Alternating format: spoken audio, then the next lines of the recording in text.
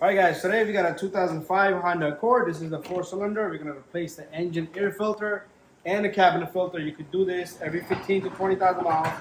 So we got a premium air filter. That's the part number right there if you guys want to get that.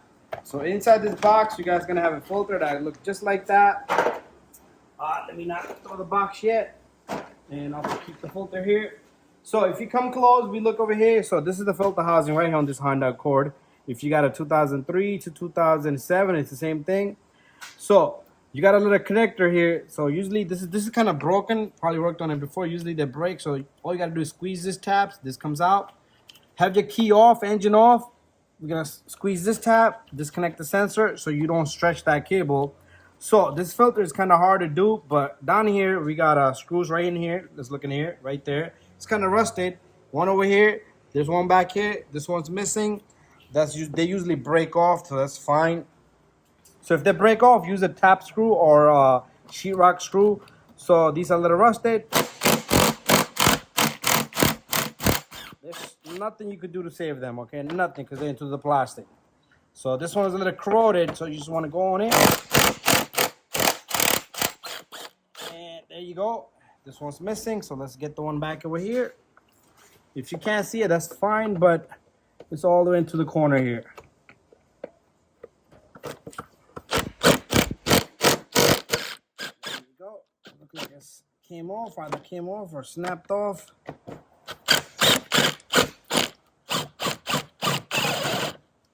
Okay, there you go. It's out, but usually it will snap off just like that. That's fine. We'll put a tap screw in there.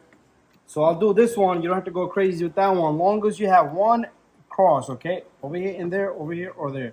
Could be crossed either side. Okay, so we're gonna lift this box up, and it's gonna be a little bit tough, but you should be able to manage this. So you're gonna lift it up and push that way at the same time, and this box will just come up, just like that. And some of this stuff might bother you, but let's see. Let's push the filter down. Okay, there you go. Once you have this box open, usually they break like this, so you can put some tape on it or something. But anyways, this guy will just come right out. Lift to one side, push towards the other side. And so if you haven't changed your filter in a long time, it's time to do it. You'll have dirt and debris like that in there. So if you look in here, you're gonna have a lot of leaves and stuff. So you can vacuum this or just pull everything out. You got some candy wrapper, some leaves. You don't have to go crazy. Don't blow air on it because you'll blow dust onto that sensor. You don't want that. Okay, so that's good enough right there. As much as you can get. And I'll get a vacuum this time. That's it. Okay, so when I got a vacuum, I'm gonna have my friend help me here with one hand, hold this up. So all I'm gonna do is I'm gonna just suck all the leaves and dirt as much as I can.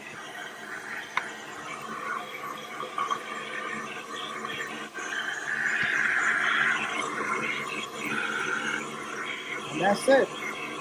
That's how easy that is. Let's get over here. Bada bing, bada boom. Okay, now we're gonna take this filter. Remember, this filter only goes one way, okay? So if you try to put it this way, it's not gonna go in. So this thing has to go in that direction right there. So if you forget, look at the old filter, the dirty side faces down. So this thing has to be facing up. If you try to do it that way, this will change the angle anyway, so it won't fit. So we're gonna take this filter, we're gonna just put it in there nicely.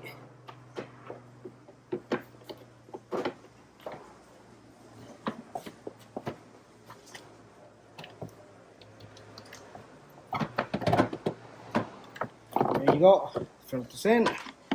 And now all I need to do is push this guy in. And that's it. That's how easy that is. I'm gonna have to take the screw out of here. Let me get this off and I'll be right back. Okay, so we're gonna lock this up. nicely. So she just tugged the filter right in. That's it. You don't have to go crazy tight. I'm gonna get a top screw. We'll put one top screw on this side, but don't forget, before you start the car, do not forget to put this sensor in, or you're gonna have a check engine light. Sometimes that sensor will catch dust, and that will cause problems at idle speed.